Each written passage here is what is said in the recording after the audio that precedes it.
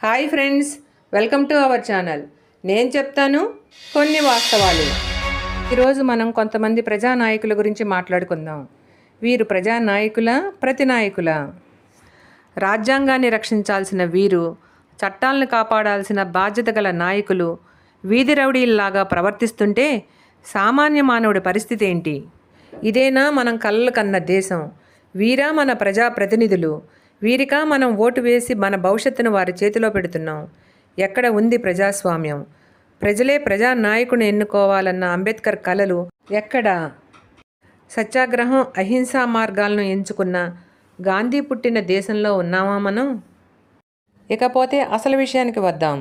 మే 13న జరిగిన అసెంబ్లీ, పార్లమెంటుకు సంబంధించిన ఎన్నికలలో ప్రజాస్వామ్యాన్ని అపహాస్యం చేస్తూ కొంతమంది నాయకులు ఈవీఎం మిషన్లను ధ్వంసం చేసిన విషయం ఆలస్యంగా వెలుగులోనికి వచ్చింది.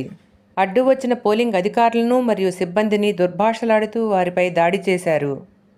తరువాత కేంద్ర ఎన్నికల సంఘానికి అందిన ఫిర్యాదు ప్రకారం రాష్ట్ర ఎన్నికల అధికారులు విచారణ జరపగా మనకు సేవ చేసే ప్రజాప్రతినిధులే ఇటువంటి చట్ట విరుద్ధమైన చర్యలకు పాల్పడుతున్నారని గుర్తించారు. ఫ్రెండ్స్, ధర్మో రక్షితి రక్షితః అనే నినాదంతో గాంధీ పుట్టిన ఈ దేశంలో తల వంచుకునే పరిస్థితి వచ్చింది. కాదు, తల వంచుకునే పరిస్థితి తీసుకొచ్చారు మన నాయకులు. ఈవీఎం ధ్వంసం చేసిన ఘటనను సిగ్గుమాలిన చర్యగా కేంద్ర ఎన్నికల సంఘం భావిస్తున్నట్లు సీఈఓ మీనా తెలిపారు. వీరికి 10 వేరువేరు సెక్షన్ల కింద కేసులు నమోదయ్యాయని, 7 సంవత్సరాల వరకు జైలు శిక్ష పడుతుందని ఆయన చెప్పారు.